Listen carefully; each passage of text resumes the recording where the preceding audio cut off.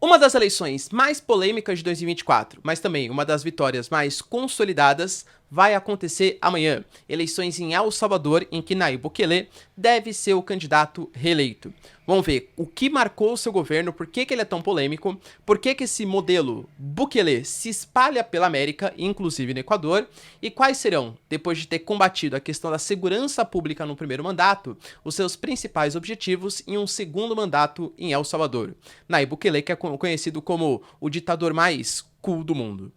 Vamos falar um pouquinho também, pessoal, sobre os ataques que de fato aconteceram depois das promessas, né, feitas pelos Estados Unidos a posições do Iraque e na Síria, sendo que o Biden garantiu que esse foi o primeiro, mas não o último ataque, alguns mais acontecerão, e o Irã, que foi o grande objetivo, dos ataques, já que os ataques miraram em posições da Guarda Revolucionária Iraniana nesses dois países, falou que isso feriu a Carta da ONU e sim, prometeu respostas, assim como o Iraque e a Síria. Vai lembrar que a Síria é aliada da Rússia e temos ainda os Houthis, os iemenitas, rebeldes, que estão em guerra contra Israel, anunciando que vão aumentar ainda mais os ataques depois dessa atuação dos Estados Unidos. O Oriente Médio está um caldeirão de pólvora.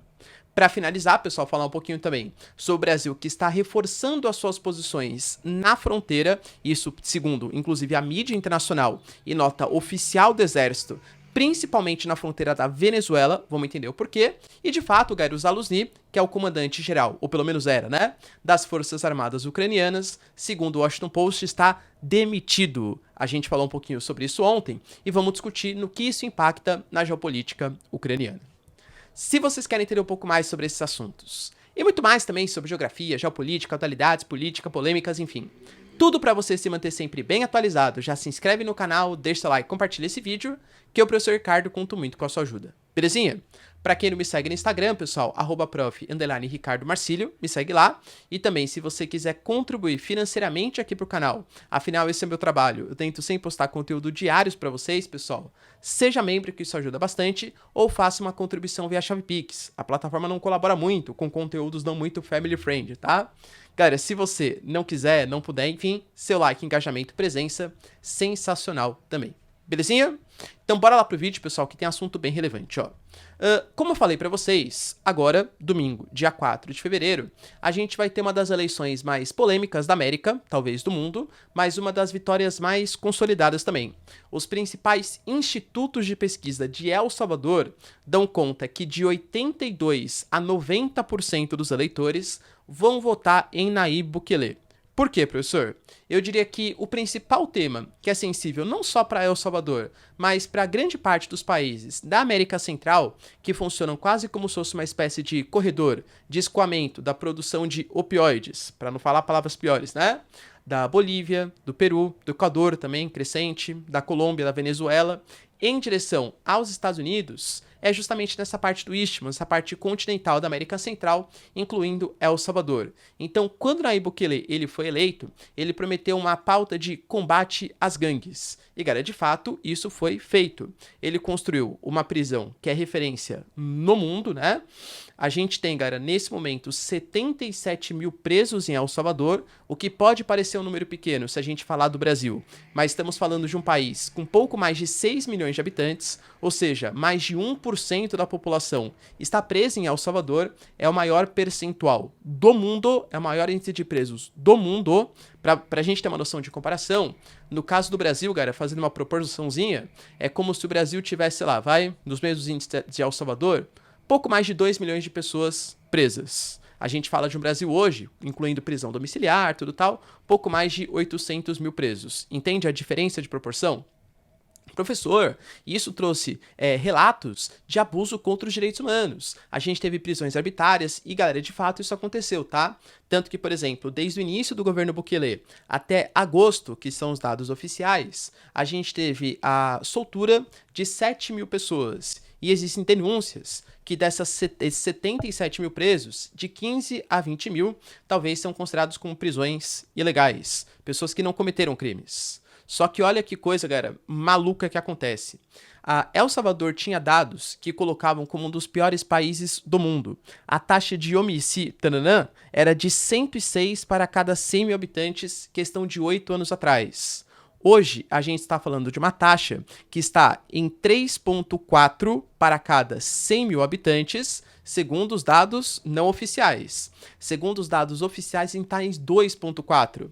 Ou seja, a gente... Só por que tem essa diferença? Porque o governo, ele não contabiliza mortes, né, enfim, tal, que foram causadas pela atuação de forças do Estado e coisa que vale, né? Mas, mesmo com os números não oficiais, era um decréscimo muito significativo. A gente pega hoje, El Salvador é o país mais seguro das Américas, só perdendo para o Canadá. Então, mesmo familiares de pessoas que tiveram prisões supostamente aí arbitrárias, as famílias votam em Nayib Bukele, porque ele trouxe essa sensação de segurança pública muito forte para um país que era conhecido como um dos mais violentos, não só da América, como do mundo. Só que com isso vieram algumas medidas autoritárias. Por exemplo, existe inclusive uma discussão, uma disputa judicial para saber se de fato ele poderia concorrer à reeleição do país. E por conta dessas medidas, dessas mudanças, redução no número de deputados, redução no número de prefeitos, tudo com justificativa de enxugar a máquina pública. É um presidente também, né, que tem um viés bastante liberal, tornou o Bitcoin como moeda oficial, ele fala de uma medida de austeridade, de redução do peso do Estado, pelo menos nas questões econômicas, claro, tá? Trouxe também um aumento da sensação de um autoritarismo muito grande, que é o que os opositores colocam. Ele desrespeita os direitos humanos, ele fere princípios básicos constitucionais, mas é fato que a população, pela aprovação, como eu disse para vocês, a gente vai ter a confirmação amanhã, mais de 82% a 90% vão votar em Nayib Bukele, inclusive os familiares daqueles que tiveram prisões supostamente injustas. Professor, aliás, tá? Só um parênteses. Percebam como isso se espalha pela América. O próprio Daniel Noboa, por exemplo, presidente do Equador, que recentemente passou por situação, não vou colocar parecida, mas com a atuação do narco, enfim, né? Que atua no Equador, também disse que vai inspirar parte das suas medidas em Nayib Bukele. Outros países, talvez não como o Brasil, né, que é muito grande, ou como a Argentina, mas outros países que têm a atuação mais forte desses grupos, e são países um pouco menores do ponto de vista populacional e geopolítico, pode escrever o que eu tô falando, tá? Vão ter novos Nayibs Bukelés espalhados por aí. Ou seja, a segurança pública talvez seja, para o eleitorado americano, principalmente da América Latina, o ponto mais sensível a ser discutido. Mas assim... Vamos colocar, galera, excetuando, né, questões ali de direitos humanos, a segurança pública está resolvida, vide os dados que foram apresentados. E agora, a gente tem, por exemplo, El Salvador é um país que tem um litoral bastante bonito. A gente teve um aumento de 34% no turismo nos últimos anos. Quer dizer, então, que tá tudo às mil maravilhas? Não. O grande desafio agora para o Nayib Bukele, que muito possivelmente será reeleito, é justamente transformar esse país, né, ou essa presidência, ou esse mandato, que foi visto como uma referência para a população na questão da segurança pública, em questões econômicas também. Estamos falando de um país que tem um baixíssimo poder de compra, convive com a inflação. A questão do Bitcoin, galera, dados oficiais, está menos de 15% da população de El Salvador usou a moeda em 2023, é uma moeda muito instável e precisa combater algumas questões básicas, como qualificação da mão de obra e outros problemas estruturais. Ele se garante tanto que ele vai ser o próximo presidente, que ele nem apresentou de fato uma proposta, um plano de governo e coisa que valha. Mas ele fala que ele vai aproveitar a questão do turismo, da atração dos investimentos. A China, que sim, é muito interessada em investir não em El Salvador só, mas em outros países, para fazer a economia crescer. Eu diria, pessoal, que será que é um desafio quase tão grande ou tão grande quanto é a questão da segurança pública. O desenvolvimento econômico. Será que Bukele vai dar certo também? Deixa aí nos comentários. Outro ponto, galera, que chama bastante atenção, está ligado, como eu falei para vocês, a gente teve um ataque que foi feito à Jordânia por um grupo que é uma dissidência ali do Hezbollah, que atua, né, na verdade, não, mais ou menos, né, mas como se fosse uma milícia xiita, aliada ao Irã, que atua no Iraque. Esse grupo, ele fez ataques contra bases dos Estados Unidos na Jordânia, deixando 3 militares, inclusive, mortos e mais de 30 feridos. Com isso, os Estados Unidos falou, chega, precisamos fazer uma intervenção. E essa intervenção, ela veio com ataques na Síria e no Iraque. Para vocês terem uma noção dos dados, no Iraque a gente fala de 16 mortes e 25 feridos, e na Síria, 23. Pelo menos enquanto eu gravo aqui para vocês. Os ataques que foram promovidos pelos Estados Unidos, eles atingiram, pessoal, 85 alvos com 125 munições de precisão sendo utilizadas. E é claro, sem autorização da Síria e sem autorização do Iraque, para combater esses grupos pró-iranianos e até membros da Guarda Revolucionária Iraniana que atuavam tanto no Iraque quanto da Síria.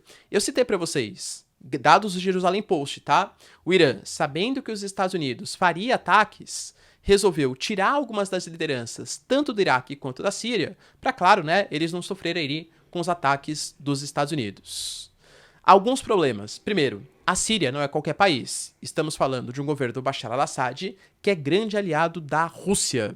Não acho que a Rússia vá comprar uma guerra com os Estados Unidos por conta dos ataques americanos. Mas sempre que algum tipo de ataque vai ser feito contra o aliado, existem canais de comunicações que devem ser utilizados. Segundo Lloyd Austin, que é a referência ali do Pentágono, eles não fizeram uma comunicação prévia à Rússia para atacar um dos seus aliados, que é a Síria. Isso pode dar problemas. Outros pontos. O Iraque já está um pouco cansado da presença dos Estados Unidos no seu território, tanto que o Sudani, primeiro-ministro do país, já garantiu que as tropas americanas vão deixar o país.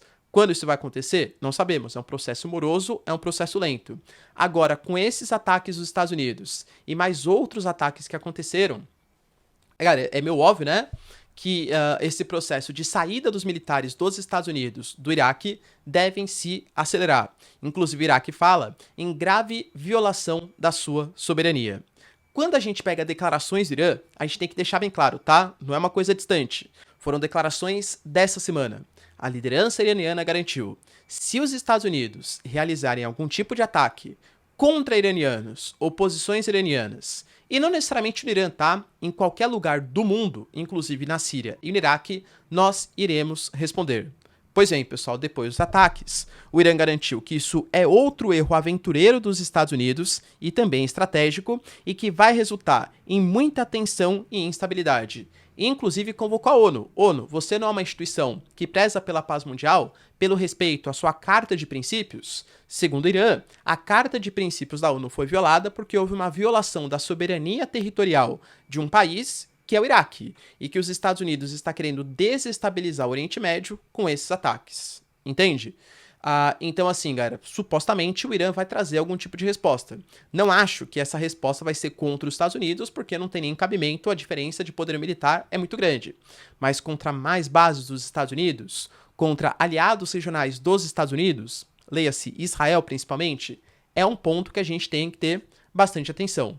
E, inclusive, galera, os próprios Houthis, os rebeldes iemenitas, que atuam atacando embarcações que vão comercializar com Israel, mas também embarcações militares dos Estados Unidos e do Reino Unido, que de fato, pessoal, foram o principal grupo ali dessa aliança islâmica, desse, vamos colocar, eixo da resistência autodenominado pelos iranianos, que vem atacando Israel ou posições ocidentais. Olha que interessante, cara, um líder da Jihad Islâmica, isso foi nessa semana, tá?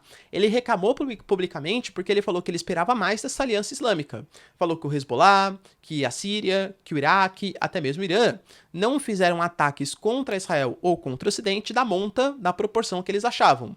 Eu não diria isso dos Houthis. Os Houthis com certeza compraram uma briga, era forte ali contra o Ocidente, entende? E eles já prometeram fazer mais ataques como resposta a esses ataques dos Estados Unidos. O Biden, em contraposição, galera, precisava dar algum tipo de resposta, e ele deixou bem claro, tá, que foi sobre o comando dele que ele atacou posições no Iraque e na Síria. E essas posições eram utilizadas pela Guarda Revolucionária do Irã para atacar os Estados Unidos. E que, inclusive, começou hoje os ataques, mas eles vão continuar num futuro próximo. E também, galera, garantiu que se alguém ferir um americano, um estadunidense, vai ter resposta. Não deixaremos ataques contra posições dos Estados Unidos sem resposta. Ou seja, Estados Unidos atacou, deve fazer mais ataques. Depende da proporção, Iraque, Síria, milícias pró-Irã vão responder. Talvez, depende da proporção, o Irã mesmo responda. Entende como tá virando um caldeirão de pólvora o Oriente Médio? Galera, atentem-se que a gente deve ter notícias não muito positivas para a estabilidade regional do Oriente Médio e talvez para a estabilidade mundial nos próximos dias. Escuta o que eu tô falando. Hoje a gente teve também, pessoal, dados que foram compartilhados pelo Exército Brasileiro, que a gente está mandando pouco mais de 2 dezenas de 20 tropas, na verdade não tropas, né? Mas pouco mais de 20 blindados para a área de fronteira. Justificativa oficial do governo brasileiro é para reforçar a defesa da Amazônia. Só que quando foi perguntado para os generais por que isso aconteceria, a resposta também foi dada que é para aumentar o efetivo que fica próximo de Pacaraima, justamente na fronteira com a Venezuela, para cuidar da situação entre Guiana e Venezuela. A gente sabe que o Brasil ele está atuando como um grande mediador da questão de Essequibo. Só que assim, quando a gente fala, galera, tanto do presidente da Guiana como também do presidente da Venezuela, eles realizaram reuniões, inclusive reuniões com a mediação do Brasil, que foram feitas em Antigua e Barbuda, ali né, na América Central, mas eles não iniciaram uma negociação de paz. Eles iniciaram algum tipo de negociação para fazer uma negociação no futuro, ou seja, com o Reino Unido deslocando embarcações, a Venezuela deslocando militares, é um ponto de tensão. E pensando do ponto de vista logístico, como que a Venezuela poderia invadir aquele território de Essequibo, caso fosse fazer a invasão? É uma área muito irregular, muito difícil do ponto de vista territorial. Poderia fazer um ataque anfíbio, só que daí a gente fala de embarcações britânicas, até mesmo americanas, que poderiam de maneira mais fácil defender essas posições da Guiana. Precisaria um ataque terrestre, teria que fazer um contorno. Sai por onde? Pela fronteira brasileira.